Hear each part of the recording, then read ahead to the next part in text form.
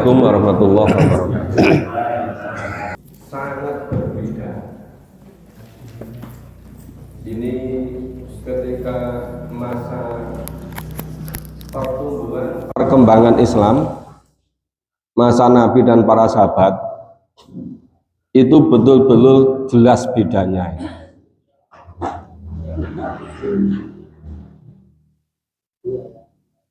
Surat Muhammad, surat ke-47.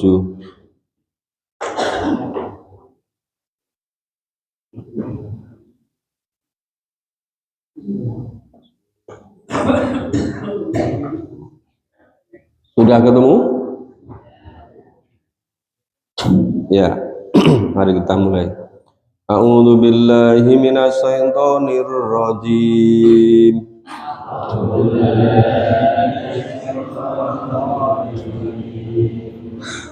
Bismillahirrahmanirrahim.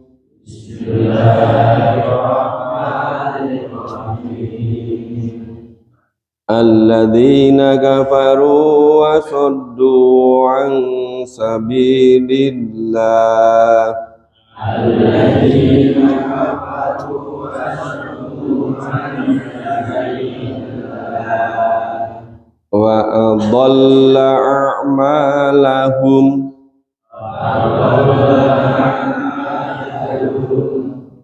Walladzina amanu wa amilus solihat.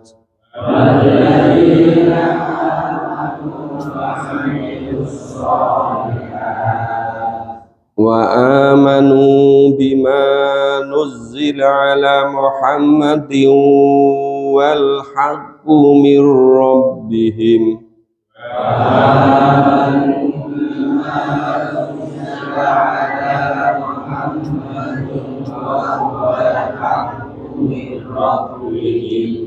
Kafara anhum sayyi'atihim wa aslaha balahum.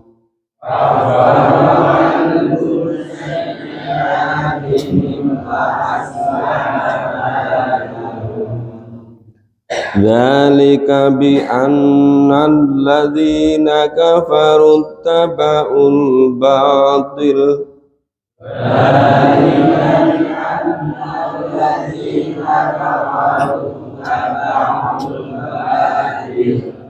Wa annal ladzina amanu taba'ul haqqa min rabbihim.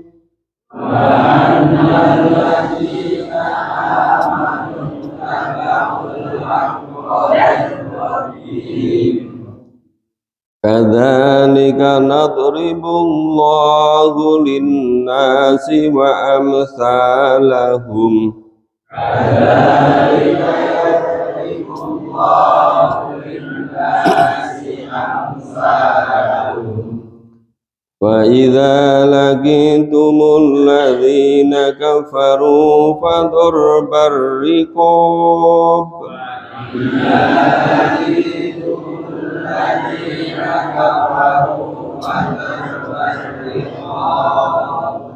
Hatta idza athqantumuhum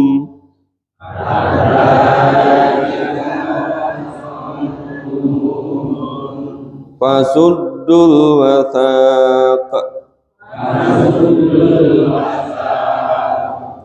fa imma mannan ba'du wa imma fida'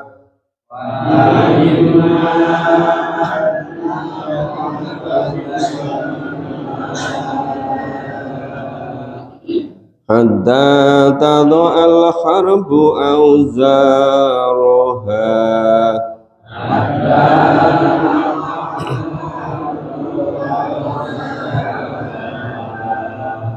Dzalika walau yasha'ullahu lantasara minhum.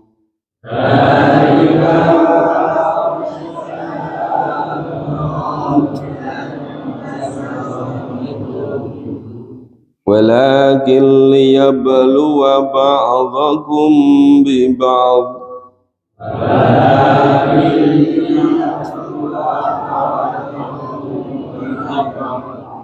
والذين قتلوا في سبيل الله فلن يضل أعمالهم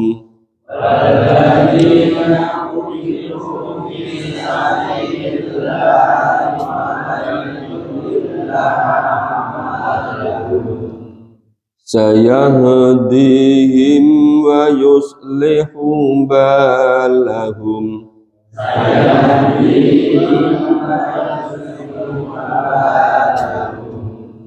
ويدخلهم الجنة عرفها لهم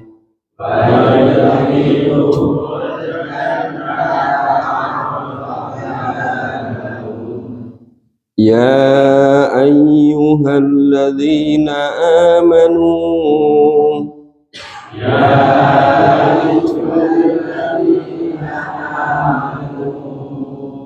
إن تنصروا الله ينصركم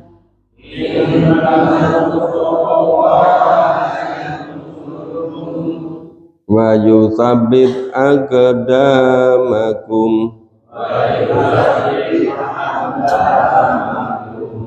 والذين كفروا فتأسا لهم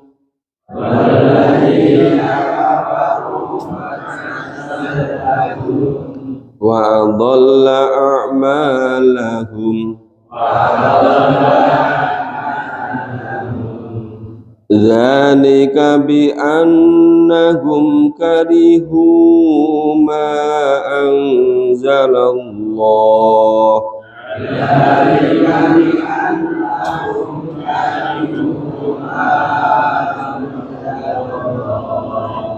فأحبط أعمالهم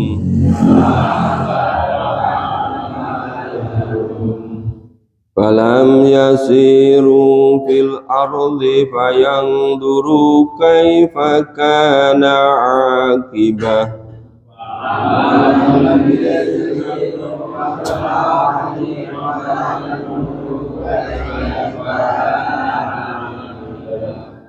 كيف كان عاقبة الذين من قبلهم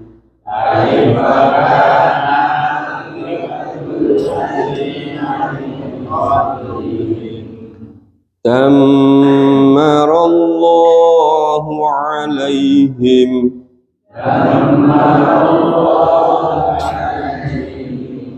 وللكافرين أمثالها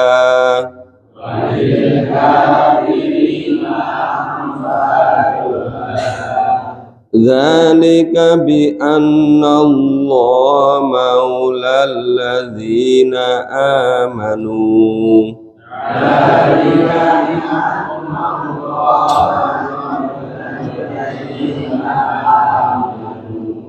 وأن الكافرين لا مولى لهم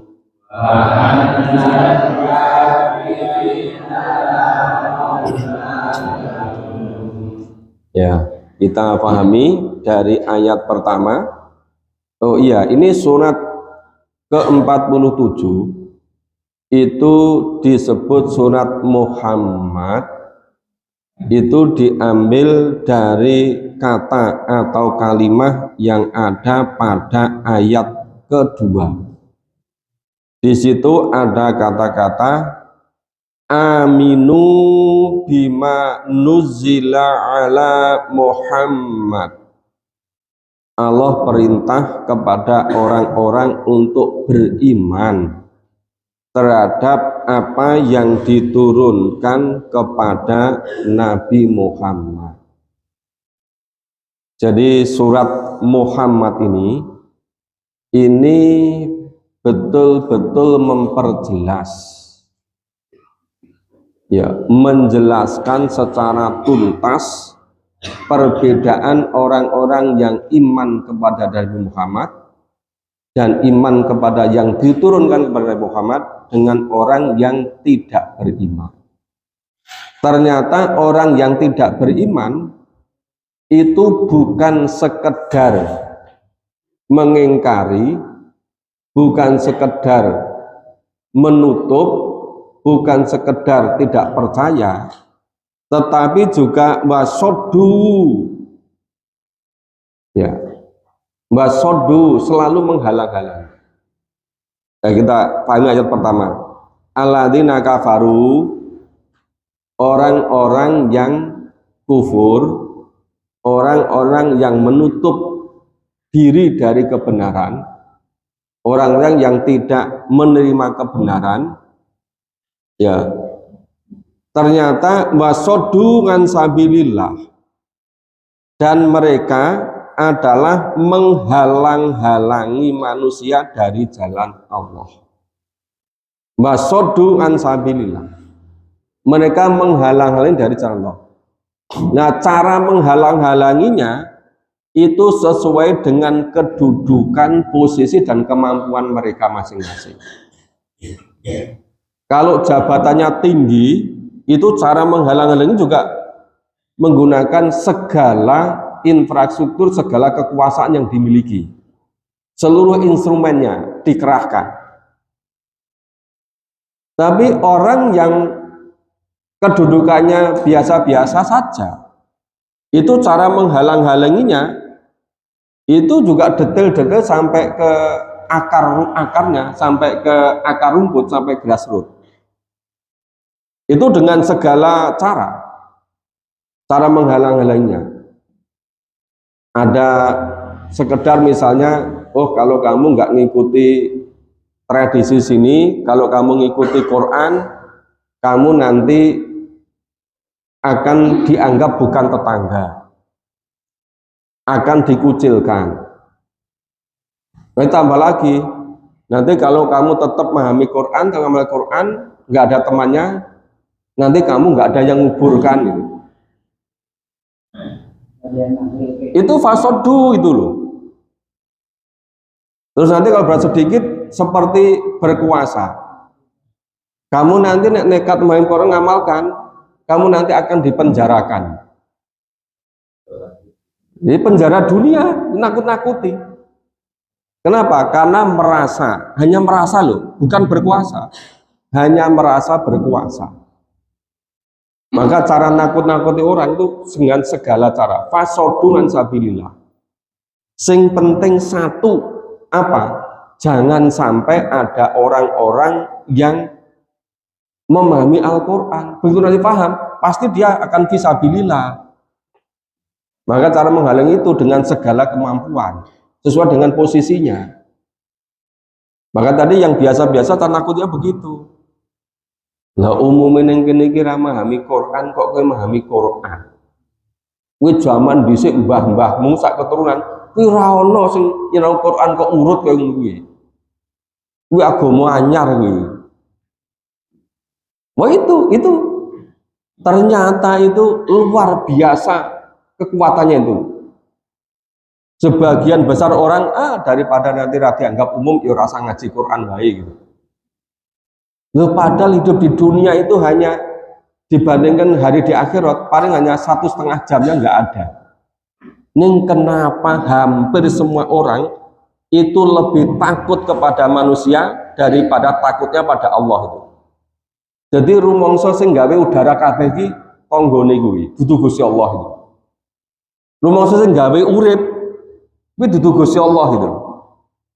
Maka lebih takut kepada manusia daripada takutnya pada Allah. Nah, begitu nanti malaikat mau datang, wah baru betul-betul kalang kabut. Waduh, piye ini?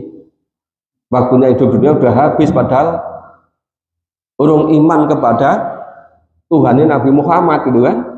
Wah baru bingung kabeh gitu. Tapi ya sudah nggak ada gunanya. Terus akibatnya apa? Mbak aldalla a'malahum. Aldalla itu artinya sesat.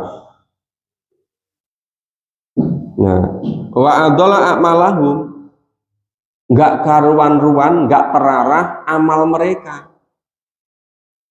Kenapa nggak karuan, nggak terarah? Ya nggak mau memahami tuntunan Allah. Sekedar gon gawe senengi wong, biar orang lain senang. Kalau berbuat baik biar memperoleh simpati, biar dapat balasan dari orang-orang. Maka rata-rata nggak mau membantu anak yatim dan orang miskin. Seandainya membantu, paling ketika saat-saat terjadi pemilihan ingin dibutuhkan suaranya, dan itu tuh harus diviralkan itu. Kalau nggak diviralkan, ya merasa belum marem itu. Karena ini bisa sekali aldola akmalahu.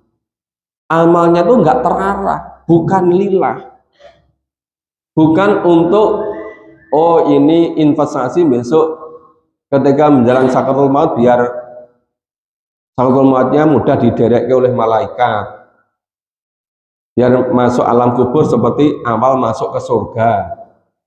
Tidak begitu, tapi semuanya sekedar duniawi ini. Nah, maka ini aldola akmalahum. Kalau bahasa di terjemahan Indonesia biasanya umumnya dicari mudahnya. Aldola itu apa? Ya ini dihapus amal mereka semua, dihapus ki ya ora dihitung, utawa baca dihitung, engko akhirnya hilang semua. Tapi arti harfinya adalla itu nggak terarah, sesat, beramalnya itu ngawur gitu loh, nggak coro-coro dewi. Itu kan Pak nggak mau cara Islamnya itu iman pada Nabi Muhammad. Dan kalau iman kepada apa yang diturunkan Nabi Muhammad sekedar nggo patut-patute, yo diwaca yo nggo rame-rame ning ora pernah dipahami apa meneh diamalke. Jadi dari ayat 1 Bapak Ibu yang sangat jelas di sini, ternyata orang-orang yang kufur itu bukan berhenti pada kufur, tetapi mereka berjuang all out untuk menghalang-halangi dari jalan Allah.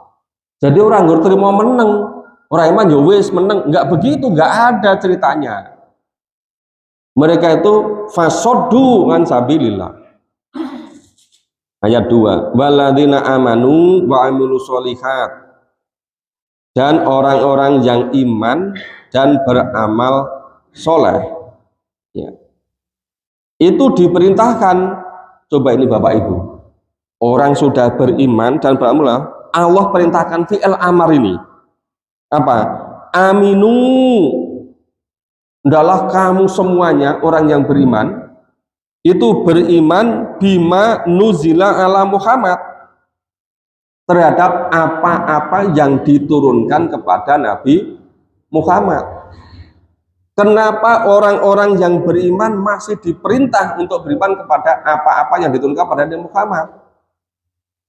Karena banyak orang yang ngaku beriman tetapi tidak mau mengimani apa-apa yang diwahyukan pada Nabi, yaitu Al-Quran. Makanya diperintahkan fi'il amar wa aminu, dan kamu semua supaya beriman terhadap bima nuzila ala Muhammad, terhadap yang diturunkan Allah kepada Nabi Muhammad. Jadi banyak orang yang imannya lelamisan, ya, tidak betul-betul yakin kepada kebenaran yang diturunkan Allah kepada Nabi Muhammad. Maka karena imannya cuma amung lamis, sekedar untuk patut-patute, ya nggak mau memahami isinya, apalagi ngamal itu kan. Terus wahwal haq, ya, wahwal haq itu apa? Wahwal haq itu apa-apa yang diturunkan oleh Allah kepada Nabi Muhammad itu merupakan kebenaran. Maka Al-Quran itu betul-betul jadi pembeda antara yang hak dengan yang batil, antara benar dengan yang salah. Maka kenapa Al-Quran disebut sebagai Al-Furqan, namanya pembeda. Maka salah satu surat Al-Quran diberi mana? Surat Al-Furqan.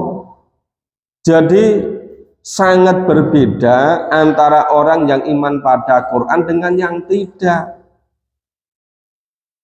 Nah, tapi sekarang ini seringkali nggak ada bedanya. Orang-orang yang cara merusak Islamnya juga dari dalam. Kita ya beriman itu loh, tapi ternyata kemudian ngerusak dari dalam. Nek ngerusak sangkon jobo itu kelihatan. Maka fasodu, cara menghalang-halangi ansabilillah itu dari dalam. Nah sekarang di Indonesia mayoritas beragama Islam, waktu Indonesia merdeka itu yang beragama Islam itu 97%. Tahun 45 waktu merdeka itu. Maka sekarang siapapun orang yang ingin fasodu ansabilillah itu sebagian besar pasti melalui dalam. Nah melalui luar nanti dicurigai, gampang dipatahkan.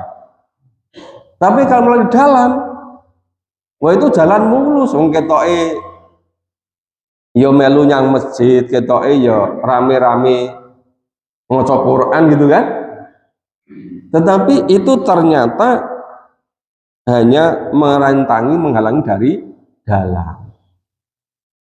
Maka ketoke ya akrab ya ora ning bedone, kecuali yang betul-betul cermat teliti tahu bedanya. Oh bedanya orang yang beriman itu mau memahami, mau mengamalkan.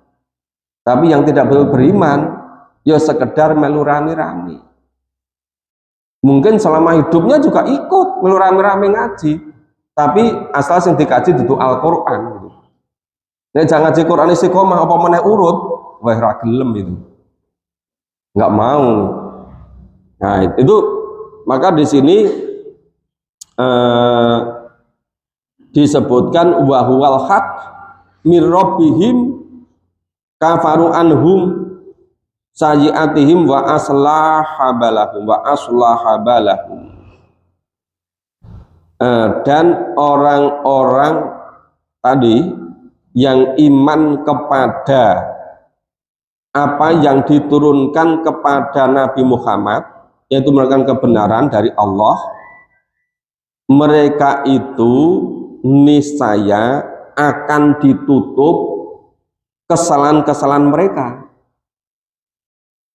Orang semula tidak iman, terus beriman. Setelah beriman, Allah perintahkan lebih tegas lagi supaya iman kepada apa yang diturunkan kepada Nabi. Karena itu kebenaran dari Allah. Lah orang yang betul-betul mau beriman kepada kebenaran dari Allah yang diturunkan pada Nabi, itu Allah memastikan, Allah menjamin kesalahan-kesalahan mereka akan ditutup. Ya. Jadi kata kafaro anhum di sini itu artinya ditutup. Yang ditutup apa? Sayiatihim, kesalahan mereka. Maka kafaro itu artinya menutup. Maka dari segi bahasa, petani yang nyebar benih atasnya ditutup pakai pupuk kandang, tidak kelihatan. Tadi cekeri ayam atau nggak dimakani burung, bibit pada yang ditanam, nutup itu namanya kafir. Dari segi bahasa loh.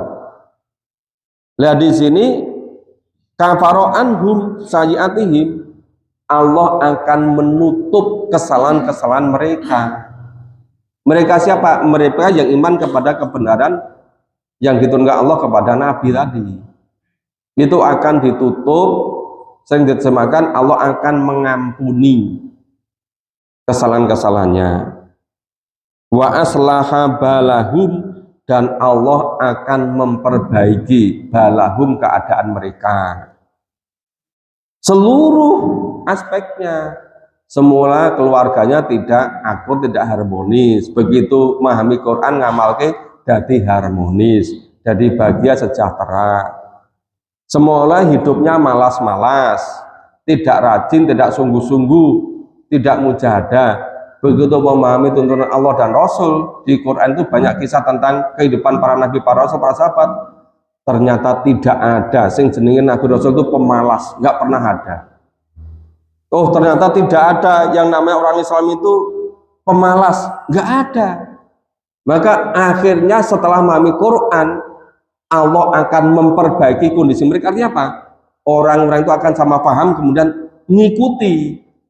Maka hidupnya jadi ekonominya lancar. Ya nggak mudah ditipu orang. Kenapa nggak mudah ditipu orang? Orang yang mudah ditipu itu biasanya ingin kaya dengan cara instan. Pasti awalnya begitu. Misalnya itu investasi-investasi. Biasanya yang wajar kalau untuk usaha bersama, paling keuntungan bagi hasil mungkin maksimal 10% misalnya. Tapi ini karena ingin cepat kaya, untungnya berapa? 20%. Nah, itu pasti yang mau orang-orang yang ingin kaya secara instan. Maka mudah ditipu. Maka yang tipu menipu itu nggak kena pada orang-orang yang iman pada Al-Quran. Kenapa? Wis menep, wis tenang. Apa kok nggak cara-cara tipu-tipuan barang ini? Dan mesti afidahnya, kolbunya itu terasa kalau mau ditipu ini. Iki ketoke kok ra beres itu. Lagi ngrungokke suarane sing menghanyutkan tadi, memikat tadi, ketok iki ra beres sing ngomong-ngomong iki. Ngomongi pinter ning gur sekedar ngomong itu. Iki nek wong iki iman pada Al-Qur'an iso bedake. Maka bisa di sini wa aslaha balahu. Allah akan memperbaiki keadaan mereka. Semula anak donakal, angel diatur, ning bareng bapak ibune anake lanang wedok kabeh gelem nyelal Quran, terus paham terus ngamalke, nah dadi mapan kabeh, jadi gampang diatur. Mula nek ndek keluarga angel diatur, iki kuncine siji, apa? Ramanut dituntunane Gusti Allah. Nek menurut Gusti Allah, itu Allah nanti yang wa aslaha balahu. Allah yang akan memperbaiki seluruh keadaannya. Pikiran dari lapang, dari cermat, dari jernih, dari tidak mudah emosi, mudah mengendalikan hawa nafsu, mudah mengendalikan rasa marah dan seterusnya. Jadi serba tenang, serba lapang. Itu sebagian contoh dari wa aslaha balahu. Allah akan memperbaiki keadaan mereka. Terus bedanya apa? Wong sing iman bising kafir. Ayat 3 ini. Dzalika bi annal ladzina kafaru tabaul batila. Tadi sing ayat 1 itu kan gambarannya orang yang kafir yang menghalang-halangi manusia dari jalan Allah. Maka dzalika yang demikian itu bi annal ladzina kafaru, karena orang-orang kafir itu itabaul batil, mengikuti kebatilan. Mengikuti cara-cara hidup selain dari Allah dan Rasul, gawe-gaweane wong dewi. Maka dikatakan orang-orang kafir itu alladzina kafaru tabaul batil. Itu jadi ayat 1 tadi. Yang ayat 2 ini wa annal ladzina amanu tabaul haq mirobihim. Jadi sing gambarke ning ayat 2 orang-orang yang beriman kepada kebenaran yang diturunkan pada Nabi Muhammad. Tadi katakan, dan sesungguhnya orang-orang yang beriman itu mengikuti kebenaran dari Allah. Jadi siapapun yang mengikuti apa yang diturunkan kepada Nabi Muhammad itu sebetulnya mengikuti kebenaran dari Allah. Kan bertolak belakang 180 derajat kan ini. Jadi menurut Quran nggak pernah bisa orang kufur kok ketoke meh padha mbi wong sing Islam. Sangat berbeda. Karena orang kufur itu mengikuti kebatilan, sedangkan orang yang beriman mengikuti kebenaran dari Allah. Ya pasti bertolak belakang, bukan sekedar beda. Zaman saiki ketoke padha wae. Ya masuk ke kebatilan tuh masuk ke majelis taklim, masuk ke pesantren-pesantren, masuk ke apa itu lingkungan Islam gitu. Akhirnya kok orang yang bedane gitu. Itu zaman sekarang. Kalau menurut Quran sangat berbeda. Orang kafir itu mengikuti kebatilan, orang yang beriman itu mengikuti kebenaran dari Allah. Ya pasti berbeda gitu. Nah, tapi kenapa demikian? Kadzalika yadribullahu linnasi amsalahum.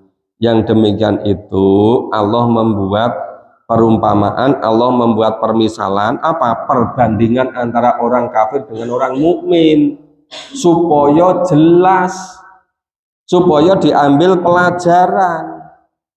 Wah, ternyata orang kafir itu mengikuti kebatilan. Nek orang beriman mengikuti kebenaran dari Allah. Gitu. Nah, ayat 4 ini betul-betul apa ya? Udah sangat tinggi tingkatannya ini. Coba ini. Fa idza laqitumul ladzina kafaru fador barriqab, maka apabila kamu laqitum menemui, ketemu, berjumpa alladzina kafaru, orang-orang kafir, ketemunya di mana? Di medan perang. Jika kamu ketemu orang-orang kafir di medan perang, fador barriqab, pancunglah batang lehernya. Kenapa? Ini di situasi perang. Kalau orang Islam tidak mau melakukan itu, nanti orang Islam yang akan kelibas. Maka sangat tegas ini. Tapi ini khusus ketika di medan perang. Jangan di medan merdeka ikut-ikut dari itu. Bukan. Ini khusus di medan perang. Tidak termasuk yang di medan Sumatera Utara. Jadi harus jelas ini. Oke. Terus kata idza afkhantumuhum, ya, kata sampai atau sehingga apabila kamu telah afkhantumuhum, kamu sudah mengalahkan mereka, sampai kamu hingga kamu mengalahkan mereka, fasodu wafak. Nah, maka tawanlah mereka. Nah, setelah ditawan, fa imma mannam ba'du wa imma fida'a hatta yado al harbu auzaroha. Setelah kamu tawan, setelah kamu menang, terus kamu tawan mereka. Setelah kamu tawan, ya setelah itu terserah pada kamu. Boleh kamu bebaskan, boleh kamu menerima mereka sebagai tebusan. Ning syaratnya harus menang dulu. Maka kata idza afkhantumuhum, sampai kamu menang, dan pasti Allah mendampingi, membantu, maka selalu menang. Nah, kalau kamu sudah menang, tawanlah mereka. Setelah kamu tawani, namanya diurusi sing baik, dikasih makan minum, jangan disiksa. Nah, boleh kamu bebaskan, boleh kamu minta mereka tebusan. Tapi dulu ada juga tawanan perang yang pinter baca tulis, itu dibebaskan dengan tebusan ngajari baca tulis. Nek wis ngajari sekian orang Islam yang bisa baca tulis, ya dibebaskan. Jadi tebusan itu tidak selalu berupa materi, bisa berupa keahlian, keterampilan untuk mendidik. Itu pentingnya ilmu dalam Islam itu. Dzalika walau yasyaallahu lantasara minhum. Nah, yang demikian itu kalau Allah mengendaki, ya Allah mudah saja menolong mereka menjadi menang, gampang wae. Kun fayakun, langsung menang. Jadi ini Allah mengendaki gampang wae kanggo menangi wong iman. Tapi walakil liyabluwa ba'dhum ba'dakum lipat. Nah, jadi ternyata gimana? Tetapi Allah hendak menguji sebagian kamu dengan sebagian yang lain. Ini Allah sendiri karep menang gampang baik. Ning Gusti Allah kepengen nggo nguji. Sebagian kamu sebagian yang lain. Jane sing imane tenanan ki sapa? Sing nggur pura-pura sapa? Yang bersungguh-sungguh fisabilillah itu siapa saja? Yang tidak sungguh-sungguh siapa saja? Nek zaman sekarang sing bener-bener memahami ngemaklun Gusti Allah ki sapa? Ning sapa sing sekedar anut grubyo.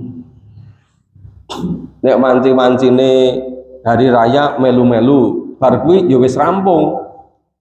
Lah kuwi jenenge musiman. Ya kan? Lah maka di sini istilah itu sangat jelas. Walakil liyabluwa ba'dakum bibat. Tetapi Allah ingin menguji. Jadi hidup ini sebetulnya selama kita di dunia itu hanya ujian. Untuk uji, sapa sing tenan-tenan fisabilillah, sapa munggur melu-melu. Nek amale melu-melu dadi tenanan ya itu bagus. Nek amale melu-melu kok akhirnya nggur melu-melu tok. Lah ini yang enggak bagus. Melu-melu itu ada fasenya itu loh. Bukan selamanya sekedar ikut-ikutan. Ikutan tuh awalnya berikutnya langsung betul-betul kokoh, baru yakin gitu loh. Nah ternyata kenapa Allah melakukan begitu? Ternyata itu sebagai ujian untuk betul-betul bisa membedakan, untuk mengetahui secara jelas ya di antara kita semua siapa yang betul-betul beriman, siapa yang sekedar untuk anut grupio. Baladina kutilu fisabilillah fala yudilla a'malahum. Ini saya kira kenapa dulu seperti ketika para sahabat selama 13 tahun itu ke periode Mekah disiksa seperti apapun orang untuk balas. Tapi bila berubah disiksa dengan rupa ya nggak bisa membela. Ammar bin Yasir saat keluarganya disiksa luar biasa sampai Sumayyah syuhada wanita pertama nggak bisa membela itu. Tapi begitu di Madinah sudah membentuk sistem, dia sudah istiqomah, baru Allah membolehkan. Tapi ketahuilah bahwa orang-orang yang terbunuh di jalan Allah, falan tidaklah bagi mereka yudila amalahum, tidaklah sia-sia amal mereka. Bahkan mereka itu tidak mati, mereka hidup di sisi Allah.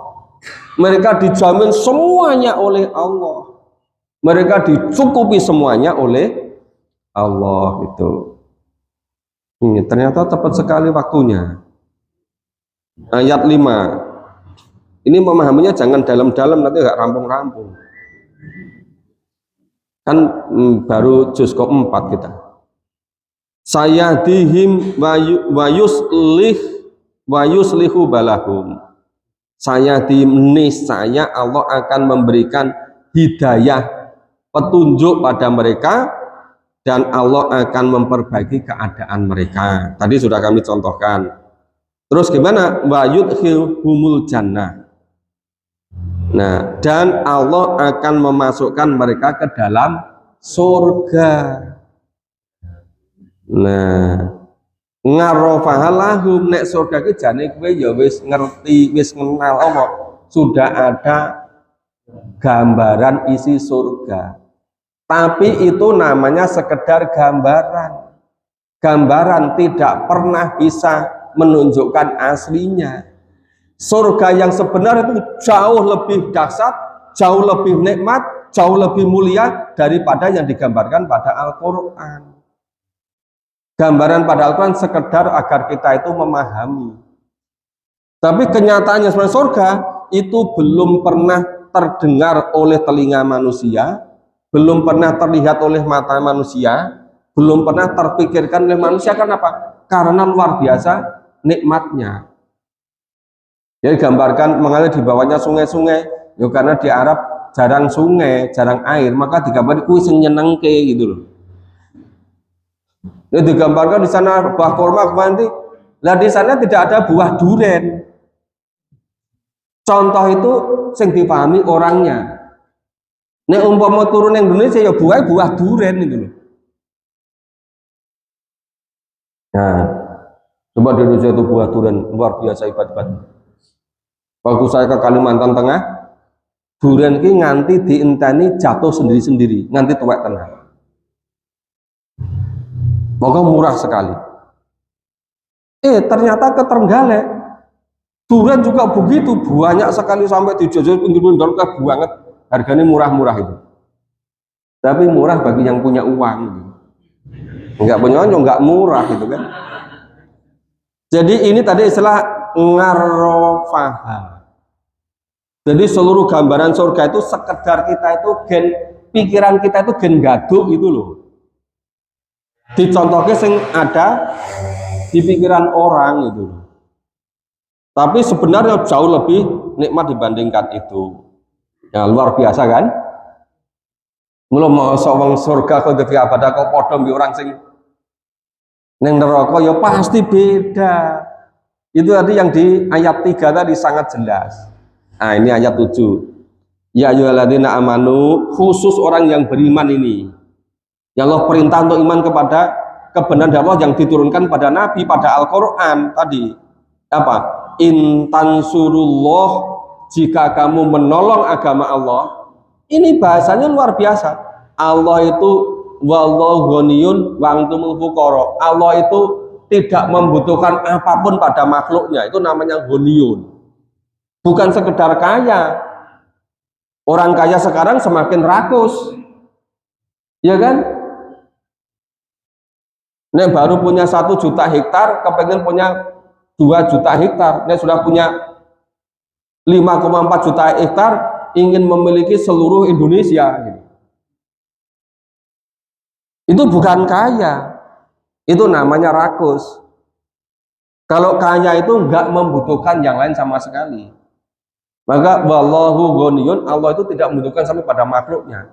Lah kita yang makhluk itu fuqara, sangat butuh pada Allah. Tapi kenapa Allah bahasanya kok membalik?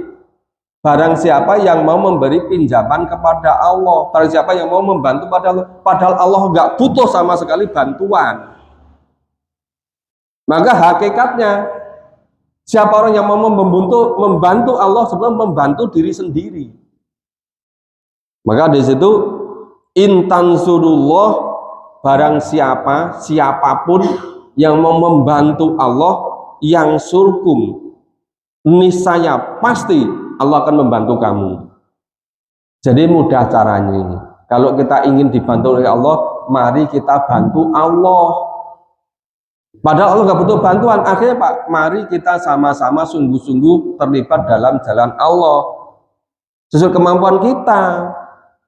Walaupun membersihkan tempat pengajian, membersihkan tempat memahami Quran, menyediakan instrumennya, medianya, prasarana, itu semuanya bagian dari intansurullah. Coba kalau tidak ada yang membersihkan tempatnya, menyiapkan sarana prasarana, medianya, nggak bisa jalan kan?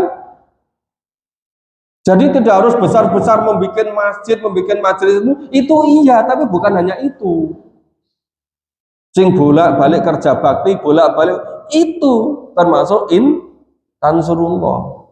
Kalau ibu-ibu bapak semua, ya nyiap ke makannya, minumnya, bersihkan tempat segala itu masuk intansurullah. Ya, termasuk bapak ibu pagi-pagi masih dingin jalan ke sini, itu intansurullah. Makanya Allah memastikan yang surkum, pasti Allah akan membantu kamu, pasti Allah akan menolong kamu. Tambah lagi apa? Bayu tabit agamaku, dan pasti Allah akan mengokohkan, memperkuat kedudukanmu. Tidak ada dalam sejarahnya dari Nabi, para sahabat salafus soleh, orang beriman kok hidupnya kesayak-sayak, itu enggak ada.